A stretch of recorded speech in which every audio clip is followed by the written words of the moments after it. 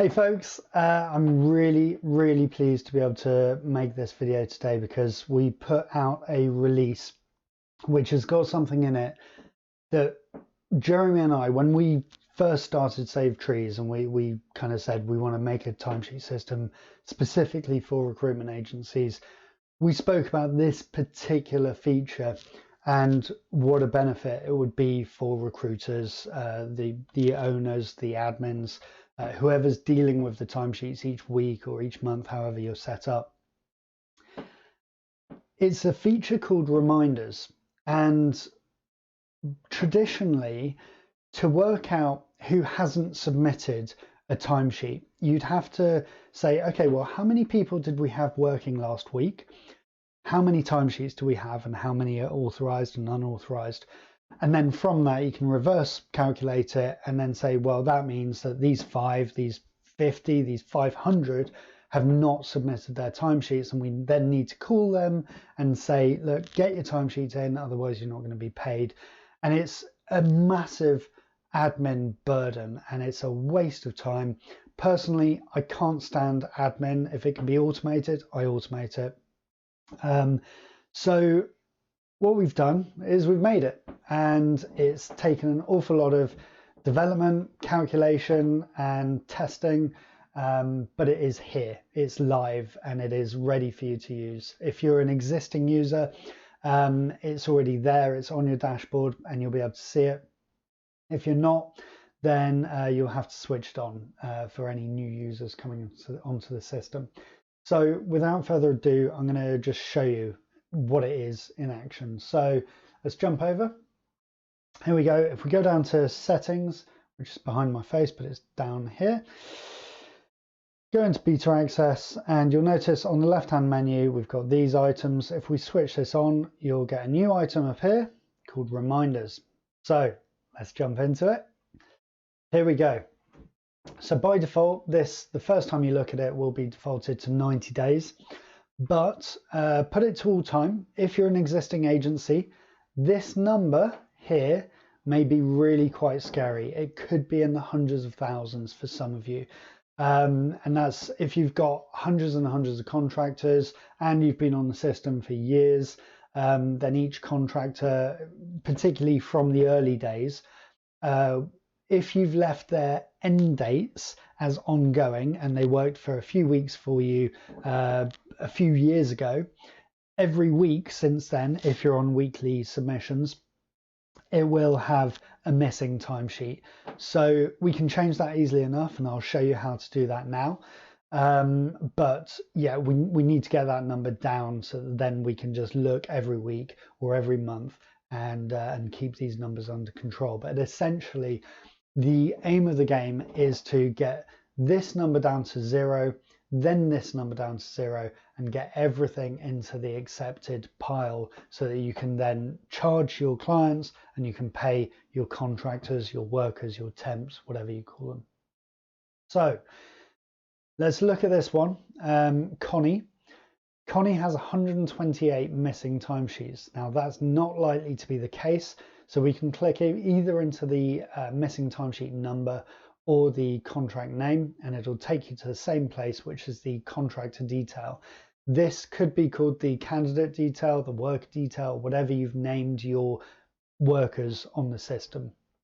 So as we can see, their start date was 9th of September 2021, and there you go. So that was the 6th of September. So that must have been a Monday, and they started on the 9th, which was a Thursday. So we've obviously hidden that from them. The Monday, Tuesday and Wednesday, I mean. And then they submitted 4 timesheets, but then they didn't submit anything else. So they must have finished before the 4th of October. So all we need to do is change this end date here, but rather than scroll back all that way, let's just grab this date, and then we'll go back to the 4th was Monday, so let's make it, they ended on the Sunday, the 3rd of October. We'll hit save, and just to scroll down again, you can see these missing timesheets. We're going to refresh this page, and now it's just got those 4 in there. So those 100 odd timesheets, 129 missing timesheets it was, are now gone. They're not missing any longer. And there you go. So that 100 and whatever it was has reduced down to 13. Now you may have lots of contractors like that.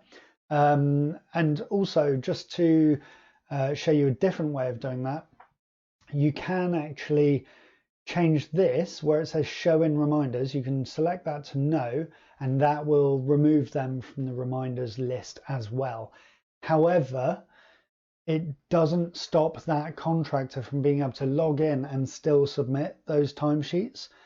So it's best practice just to make sure the end dates are accurate and get on top of that. Trust me, it will be worth it. Now we're getting down to single figures. We've got this person here, Ivana, who has 3 missing timesheets. So let's go into her contract. And yet, we've checked, we know they're still working for us. So it's not like she just worked a week and then hasn't worked since. So she just needs to get these submitted. So we can just go back to reminders, and either we can go, okay, we'll give her a call. And by the way, we've not made a link on this phone number here. And that's so that if your computer is linked into your telephony system and you want to call them, it should just highlight that as a number and you can click on it and dial them directly. So you can call up Ivana and say, look, you've got 3 missing timesheets. I'm going to send you a reminder now so it's at the top of your emails. So I'll do this.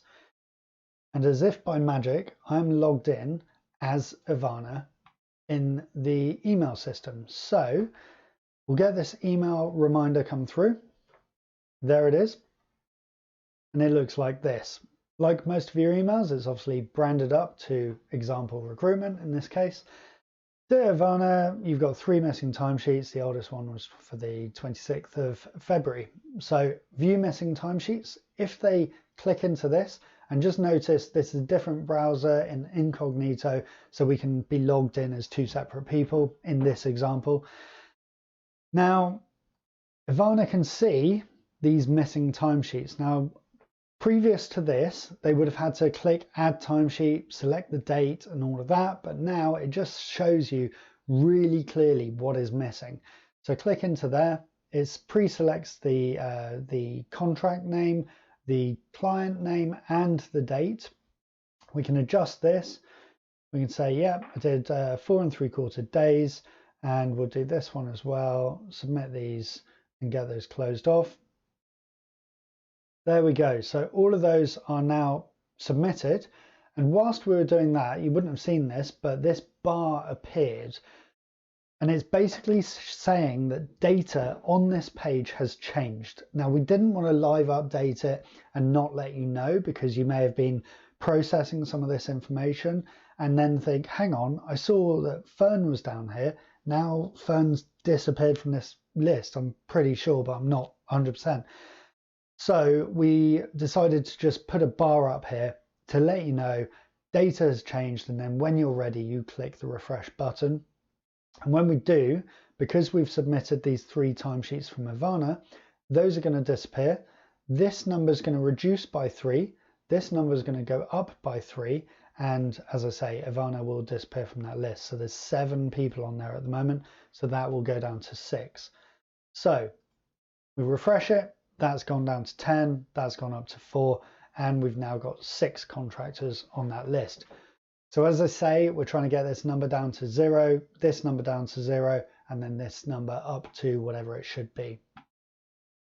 So that's it. You can send a reminder 1 by 1 as we just did, or if you want to come in on a Monday morning and just go, oh, those 10 contractors, candidates, whatever, haven't submitted their timesheets, I'm just going to send them all a reminder. You just click that button.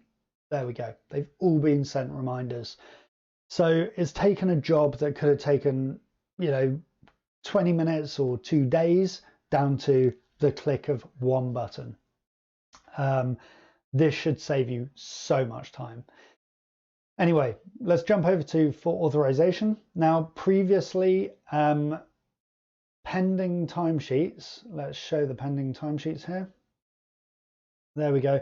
These would have had a send reminder button. We've removed those, and That's because it's now in here. So we've got these two authorizers, and they're both authorizing for one contractor each.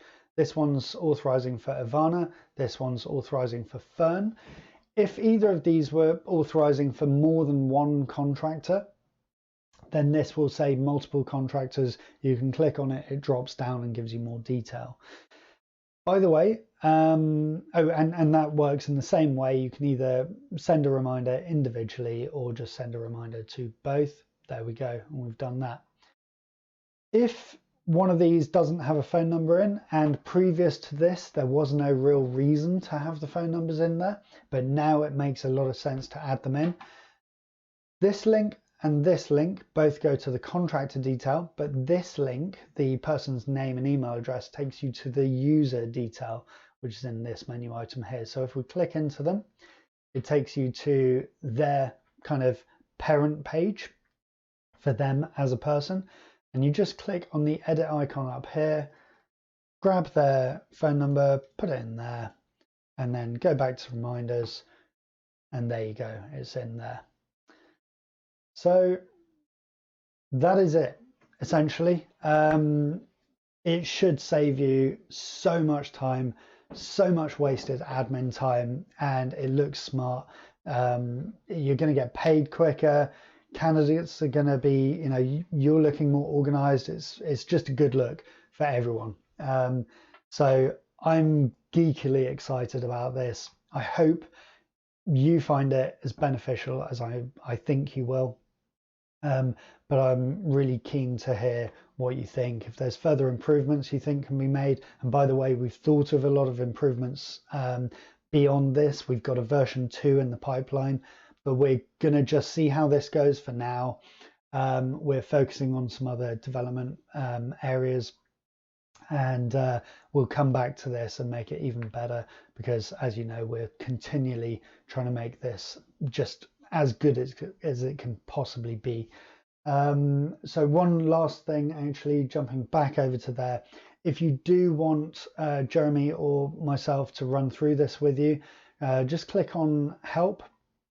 And as with everything, we don't charge for any help because you shouldn't need it. If you do, it's absolutely fine.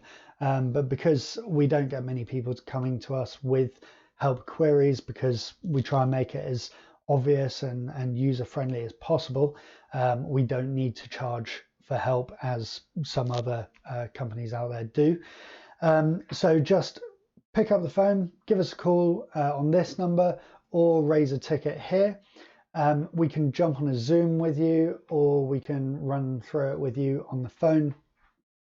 And we're happy to do that. It's always nice to chat to our customers anyway. So yeah, if you've got any feedback, we're all ears. We'd love to hear it, and hopefully you're going to find this as good as we think you will. But yeah, good luck with it. Thanks.